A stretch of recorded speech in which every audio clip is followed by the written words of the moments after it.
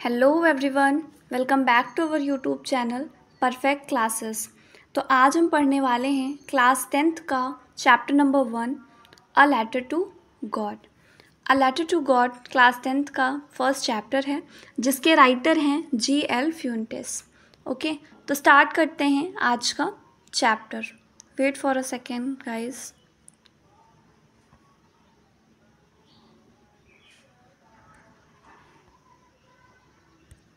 Okay, start करते हैं। They say faith can move mountains. वे कहते हैं कि जो विश्वास है, फेथ मीन्स होता है विश्वास। वे कहते हैं कि जो विश्वास है कैन मूव माउंटेन्स, वो पर्वतों को भी हिला सकता है। But what should we put our faith in. लेकिन ये जो फेथ है वो होना किस में चाहिए। But what should we put our faith in, जो विश्वास है वो होना किस में चाहिए। This is the question this story delicately poses. ये जो क्वेश्चन है इस स्टोरी में डिपिक्ट किया गया है डेलिकेटली, यानी कि डेलिकेटली का मीनिंग होता है सोचा समझा। तो ये जो स्टोरी है इसमें यही क्वेश्चन पूछा गया है कि ये जो फेथ है वो किस में करना चाहिए। ओके स्टूडेंट्स, आप लोग जो है वीडियो को ध्यान से देखेंगे और जो मैं बोल रही हूँ उसकी हिंदी मीनिंग बता रही हूँ उसको ध्यान से सुनेंगे। ओके, तो हम लोगों ने अभी केवल 2 लाइन पढ़ी है। दे say faith can move mountains. वे कहते हैं कि जो भरोसा है, जो विश्वास है वो पर्वतों को भी हिला सकता है। But what should we put our faith in. लेकिन ये जो भरोसा है ये होना किस में चाहिए। This is the question this story delicately poses. और यही सवाल इस स्टोरी में पूछा गया है। Okay, Lencho is a farmer. Lencho is a farmer who writes a letter to God. Lencho एक किसान है जो पत्र लिखता है भगवान को। Lencho is a farmer, Lencho एक किसान है जो भगवान को पत्र लिखता है। When his crops are ruined. Ruin means होता है नष्ट हो जाना, बर्बाद हो जाना। तो लेंचो एक किसान है who writes a letter to God, जो भगवान को पत्र लिखता है। When his crops are ruined, जब उसकी फसल नष्ट हो जाती है। क्या लिखता है और क्यों लिखता है। Asking for 100 पैसोस। क्या करता है वो 100 पैसोस की मांग करता है, यानी कि 100 पैसोस मांगता है ईश्वर से। Does Lencho's letter reach God. क्या ये जो लेंचो का लेटर है ये भगवान तक पहुँचेगा। Does God send him money. क्या भगवान उसको मनी भेजेंगे, क्या भगवान उसको पैसे, सच में पैसे भेजेंगे भगवान उसको। Think what you answers to these question would be. सोचो कि इन क्वेश्चंस के आंसर क्या हो सकते हैं। And guess how the story continues before you begin to read. और गेस करिए कि स्टोरी कैसे स्टार्ट होगी। पढ़ने से पहले आप गेस करिए कि स्टोरी कैसे स्टार्ट हो सकती है। आशा करते हैं आप लोग को यहाँ तक समझ में आ गया होगा। तो ये फर्स्ट पैराग्राफ हम लोगों ने कवर कर लिया है। मैं इसको येलो येलो कर दे रही हूँ, देखो इतना पैराग्राफ हम लोगों ने कवर कर लिया है। ओके, तो चलिए आगे चलते हैं। ये स्किप करना है स्टूडेंट्स, उसके बाद हमारा चैप्टर स्टार्ट हो रहा है यहाँ से। ओके, यहाँ से हमारा चैप्टर स्टार्ट हो रहा है। क्या लिखा हुआ है। The house the only one in the entire valley. एक घर, द ओनली वन जो कि अकेला था, इन द इंटायर वैली संपूर्ण घाटी में। Sat on the crest of a low hill, निचली घाटी के टॉप पर एक अकेला हाउस पूरी संपूर्ण घाटी में था। From this height one could see the river. इस ऊंचाई से प्रत्येक, one could see the river हर कोई नदी देख सकता था। And the field of ripe corn dotted with the flower, और पके हुए अनाज की फसलों को जो कि फूलों से भरे हुए थे उनको देखा जा सकता है। That always promised a good harvest, जो हमेशा एक अच्छी फसल देने का वादा करते हैं। यानी कि उस पूरी घाटी में, लो हिल यानी कि निचली घाटी के टॉप पे पूरी घाटी में एक अकेला घर था। इस ऊंचाई से हर कोई नदी देख सकता था और पके हुए अनाज की फसल देख सकता था। डॉटेड विद द फ्लावर, जो कि फ्लावर से डॉटेड थे, फ्लावर से लदे हुए थे, ये बोल सकते हैं। That always promised a good harvest, जो हमेशा एक अच्छी फसल देने का वादा करते हैं। The only thing that the earth needed was a downpour or at least a shower. केवल एक चीज़ की ज़रूरत थी। द ओनली थिंग, केवल एक चीज़, द अर्थ नीडेड, पृथ्वी को ज़रूरत थी, नीडेड मतलब होता है ज़रूरत, वॉज अ डाउनपोर, डाउनपोर का मीनिंग होता है हल्की बारिश, तो केवल एक चीज़ जो पृथ्वी को ज़रूरत थी वो थी हल्की बारिश, और एटलीस्ट अ शावर, और हल्की सी मतलब वही मीनिंग हुई शावर, शावर का मीनिंग हल्की बारिश, बूंदाबांदी, ये समझ लो। Throughout the morning Lencho who knew his field intimately had done nothing else but see the sky towards the northeast। देखो क्या है, through out the morning Lencho, यानी कि थ्रू आउट द मॉर्निंग यानी कि सुबह भर में, थ्रू आउट का मीनिंग होता है भर, जैसे मैंने कहा थ्रू आउट द नाइट तो उसका मतलब होता है रात भर, थ्रू आउट द ईयर तो उसका मीनिंग होता है वर्ष भर, यानी कि सुबह सुबह लेंचो अपने खेतों में, लेंचो जो है वो अपने खेतों में जाता था और वो कुछ नहीं करता था, केवल नॉर्थ ईस्ट की तरफ वो स्काई को देखता था। ठीक है, इतना समझ में आया। एक पैराग्राफ हमारा फिर से कंप्लीट हो गया है। मैं इसको येलो किए दे रही हूँ कि यहाँ तक हम पढ़ चुके हैं, यहाँ तक। ओके, नेक्स्ट आगे चलते हैं। Now we are really going to get some water women, वो अपनी वाइफ से बोलता है, वुमेन उसकी वाइफ के लिए वर्ड यूज़ किया गया है। Now we are really going to get some water, अब सच में हमें कुछ पानी मिलने ही वाला है। The women who was preparing supper, supper मतलब होता है रात का भोजन, वो जो औरत थी, वो जो उसकी वाइफ थी, वो सपर यानी कि रात का खाना बना रही थी। रिप्लाइड, उसने उत्तर दिया, येस गॉड विलिंग, हाँ प्रभु की इच्छा होगी तो, ईश्वर की इच्छा होगी तो। The older boys were working in the field, जो बड़े बच्चे थे वो खेतों में काम कर रहे थे। While the smaller ones were playing near the house, और जो छोटे बच्चे थे वो घर के पास में खेल रहे थे। Until the women called to them all, और तभी वो जो वुमेन होती है, वो जो लेंचो की वाइफ होती है, उन सारे बच्चों को बुलाती है। कम फॉर डिनर, डिनर के लिए आ जाओ, रात के खाने के लिए आ जाओ। It was during the meal, ये भोजन का समय होता है। It was during the meal that just as Lencho had predicted, भोजन का समय होता है तभी, क्या होता है, जस्ट एज, जैसे कि लेंचो ने प्रेडिक्ट किया था, लेंचो ने भविष्यवाणी किया था। वेट फॉर अ सेकेंड, हाँ, लेंचो हैड प्रिडिक्टेड, जैसा कि लेंचो ने प्रेडिक्ट किया था। प्रेडिक्ट का मतलब होता है भविष्यवाणी करना। Big drop of rain began to fall, यानी कि बारिश की बड़ी बड़ी बूंदें गिरने लगती हैं।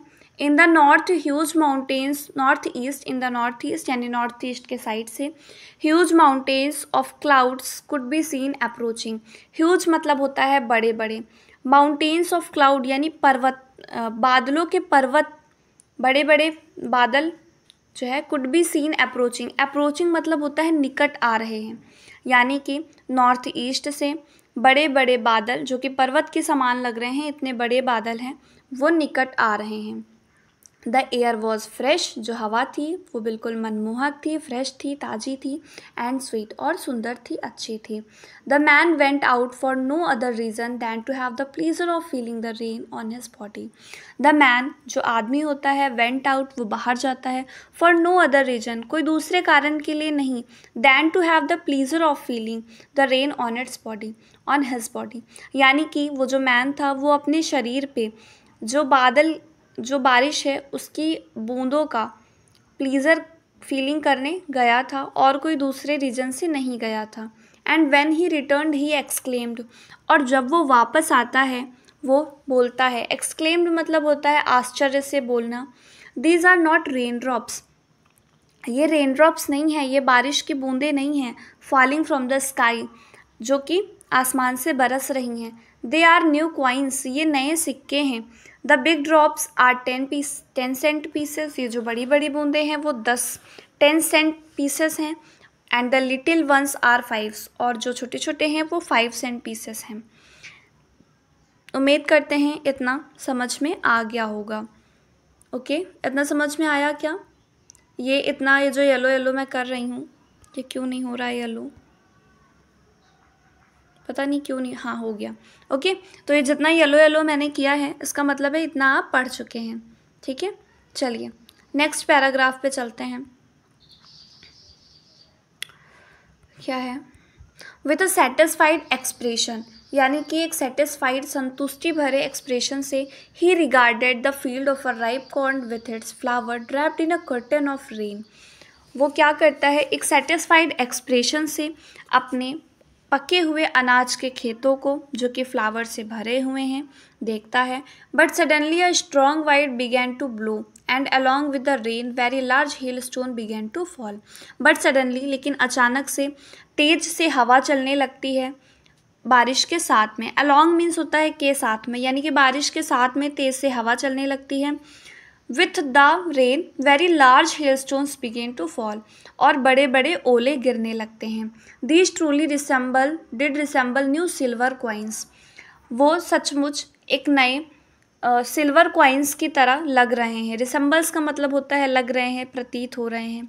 ओके, तो वो जो मैन है वो बोल रहा है कि ये जो हेलस्टोन्स गिर रहे हैं वो नए सिल्वर कॉइन्स की तरह लग रहा है। The boys exposing themselves to the rain ran out to collect the frozen pearls. जो बॉयज़ थे, जो लड़के थे, जो बड़े लड़के थे वो खेतों में काम कर रहे थे, जो छोटे थे वो खेल रहे थे। अब वो क्या करते हैं, वो बाहर की तरफ जाते हैं बारिश में, और जो फ्रोजन प्रियल्स हैं, प्रियल्स मतलब तो मोती होता है, यानी कि जो जमी हुई मोती है, मोती को यहाँ पर कंपेयर किया गया है हेलस्टोन से, उसको इकट्ठा करने के लिए, कलेक्ट करने के लिए चले जाते हैं। इतना समझ में आ गया है। आगे चलते हैं नेक्स्ट पैरा पे। Wait for a second.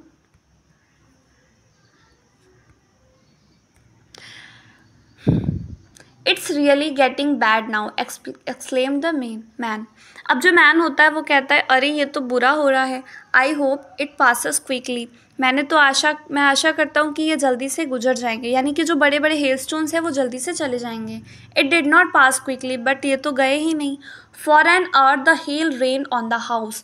लगभग 1 घंटे तक जो हेलस्टोन्स थे, जो बारिश थी, हवाएं थी, वो वहाँ पे पूरी घाटी में या फिर घर पे गिर रहे थे। The garden, the hill side, the corn field on the whole valley. यानी कि गार्डन में, हिल साइड में, घाटी की तरफ, कॉर्न फील्ड यानी कि जो अनाज के खेत थे उधर, ऑन द होल वैली यानी संपूर्ण घाटी में वो हेलस्टोन्स, तेज़ हवा और बारिश सब गिर रहे थे। The field was white as if covered with salt. इतना हेलस्टोन्स गिरा था कि जो फील्ड थी वो सफ़ेद हो चुकी थी, ऐसा लग रहा था उसको नमक से कवर्ड कर दिया गया है। पैराग्राफ हमारा कंप्लीट हो गया है। नेक्स्ट पैराग्राफ देखते हैं। Not a leaf remained on the trees. यानी कि पेड़ों पर, not a leaf remained on the trees, पेड़ों पर पत्तियां नहीं बची हैं। The corn was totally destroyed. यानी कि जो फसल है वो पूरी तरह से बर्बाद हो चुकी है। The flowers were gone from the plants. यानी कि जो प्लांट से फ्लावर थे वो भी जा चुके हैं। Lencho soul was filled with sadness. Lencho की आत्मा पूरी तरह से दुख से भर चुकी है। When the storm had pass, जब यह आंधी तूफान चला गया, he stood in the middle of the field and said to his sons. वह अपने खेत के बीच में खड़ा होता है और अपने बेटे से कहता है, अ प्लैग ऑफ लोकेस्ट्स। इतना समझ में आया? एक बार फिर से मैं रिकैप करा रही हूँ। Not a leaf remained on the trees, यानी कि पेड़ों पर एक भी पत्तियां नहीं बची हुई हैं। The corn was totally destroyed. जो फसल है वो पूरी तरह नष्ट हो चुकी है। The flowers were gone out from the plants. Plants से फ्लावर्स जा चुके हैं। Lencho soul was filled with sadness. Lencho की आत्मा दुख से भर चुकी है। When the storm had passed, जब आंधी तूफान चला गया, he stood in the middle of the field and said to his son. वह खेतों के बीच में खड़ा होता है और अपने पुत्र से कहता है, क्या बोलता है वो अपने पुत्र से? A plague of locust, plague of locust would have left more than this. यानी कि प्लैग ऑफ लोकस्ट का मीनिंग होता है टिड्डियों का दल। यानी कि टिड्डियों का दल, अगर टिड्डियों का दल आया होता तो उसने इससे ज़्यादा छोड़ दिया होता। The hell has left nothing. लेकिन ये जो हेलस्टोन्स आए हैं, ये जो आंधी तूफान आया, इसने तो कुछ नहीं छोड़ा। This year we will have no corn. और इस साल हमारी कोई भी फसल नहीं होगी। That night was a sorrowful one. वो रात सबसे दुख भरी रात थी। All our work for nothing. हमारा जो जितना भी हमने मेहनत किया वो किसी काम का नहीं रह गया। All our work for nothing, यानी कि जितना भी हमने काम किया फॉर नथिंग, उसका कोई मतलब नहीं निकला। There's no one who can help us. कोई भी नहीं है जो हमारी मदद कर सके। We all go hungry this year. हम सबको इस साल भूखा रहना पड़ेगा। इतना क्लियर है गाइस? देखिए अब यहाँ पे ओरल कॉम्प्रीहेंसन आ गया है, तो यहाँ पर आप देख सकते हैं, अगर आप चाहें तो ये जो ओरल कॉम्प्रीहेंसन क्वेश्चंस हैं इनका जो आंसर्स है वो शॉर्ट में कमेंट में बता सकते हैं। अगर आपको नहीं आता है तो आप पूछ भी सकते हैं। ओके, आगे चलते हैं। But in the hearts of all who lived in that solitary house in the middle of the valley, there was a single hope, help from God. लेकिन सभी के दिलों में जो उस अकेले घर में रहते थे पूरी घाटी के बीच में, there was a single hope, help from God, केवल एक ही आशा बची थी। क्या आशा थी वो? भगवान से मदद। Don't be so upset even though this seems like a total loss, remember no one dies of hunger. शायद वो जो मैन है वो बोल रहा है, यहाँ पर दिखाया तो नहीं गया है किसने कहा है, बट बोला जा रहा है डोंट बी सो अपसेट, दुखी मत हो, even though this seems like a total loss, even though मतलब यद्यपि, दिस सीम्स प्रतीत हो रहा है, लाइक अ टोटल लॉस लग रहा है, दिख रहा है कि पूरा लॉस हो चुका है। Remember no one dies of hunger, याद रखो भूख से कभी कोई नहीं मरता। That's why they say no one dies of hunger, इसीलिए कह रहे हैं कि कोई भी भूख से नहीं मरता। ऑल थ्रू द नाइट यानी कि पूरे समय में, sorry guys, all through the night पूरी रात भर, Lencho thought only of his one hope, Lencho जो है वो केवल अपनी एक आशा के बारे में सोचता रहा, हेल्प ऑफ गॉड, भगवान से मदद, हुज आइज एज ही बीज, सॉरी रॉन्ग हो गया क्या, नो सही है, the help of from God, Lencho पूरी रात सोचता रहा, क्या सोचता रहा? भगवान से मदद के बारे में। whose eyes as he had been instructed see everything even what is deep in one conscience, जिसकी आंखें हर कुछ देखती हैं, see everything हर कुछ देखती हैं, even what is deep in one's conscience यहाँ तक किसी के माइंड में, किसी के मन में क्या है वो सब उसको पता है, गॉड को। Lencho was an ox of a man, ox of man का मतलब ये नहीं होता कि वो बैल का आदमी था Lencho was an ox of a man का मीनिंग होता है कि वो बैलों की तरह मेहनत करता था, working like an animal in the fields यानी कि जानवरों की तरह अपने खेतों में कार्य करता था, but still he knew how to write, लेकिन फिर भी वो जानता था कि लिखा कैसे जाता है। The following Sunday at daybreak he begin to write a letter which he himself would carry to town and place in the mail.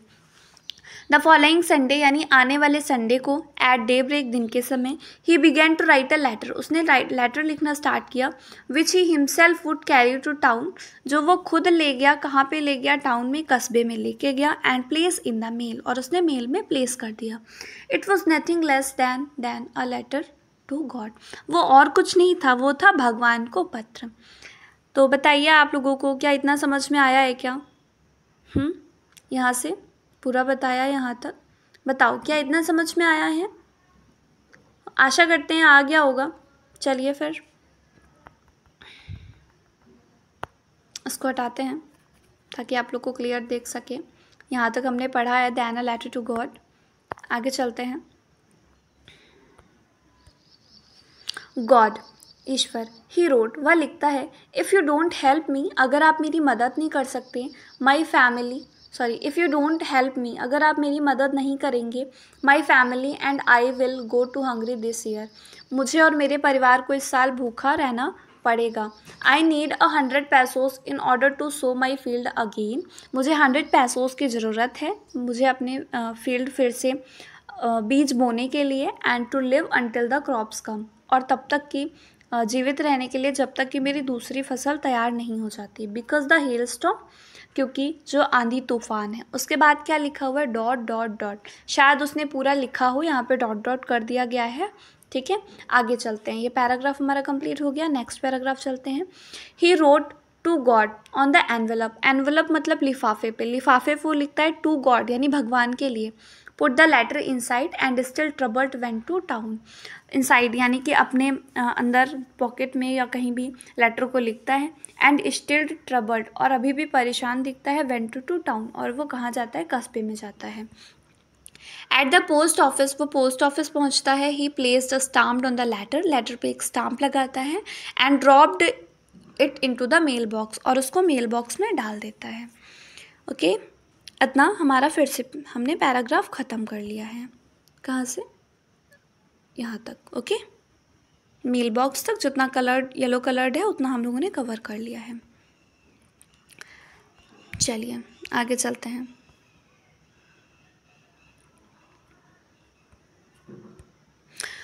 One of the employees was a postman and also help at the post office. एक employ था, employ meaning होता है कर्मचारी, एक कर्मचारी था, was a postman जो कि पोस्टमैन था और पोस्ट ऑफिस में भी हेल्प कर देता था। वेंट टू हिज बॉस, वो अपने बॉस के पास जाता है। लॉफिंग हर्टली, हर्टली मतलब खूब दिल खोल के हंसता है। And showed him the letter to God, और वो जो पत्र होता है वो अपने बॉस को दिखाता है, यानी कि गॉड का जो लेटर होता है वो अपने पत्र को दिखाता है। Never in his career as a postman had he known that address. वो कहता है कि मैंने अपने पूरे करियर में यह एड्रेस तो कभी नहीं देखा। द पोस्ट मास्टर, जो पोस्ट मास्टर होते हैं यानी कि जो पोस्टमैन के बॉस होते हैं post master, a fat amiable fellow, वो कैसे होते हैं, मोटे से। एमिएबल फेलो का मतलब होता है फ्रेंडली।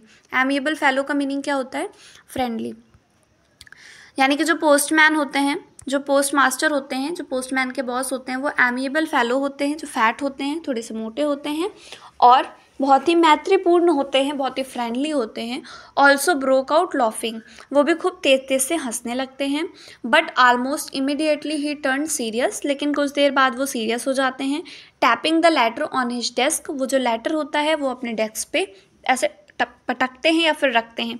कमेंटेड, टिप्पणी करते हैं। व्हाट फेथ, क्या विश्वास है। I wish I had the faith of the man who wrote this letter, वह क्या विश्वास है। आई विश, मैं इच्छा करता हूँ, I had the faith of the man who wrote the letter, मैं समझ सकता हूँ कि उस व्यक्ति को कितना विश्वास रहा होगा उस गॉड पे। Starting up a correspondence with God, God के करस्पॉन्डेंस में। ओके, 21 मिनट्स की वीडियो हो गई है, तो अभी हम आपको पार्ट 2 दे रहे हैं इसका। ओके।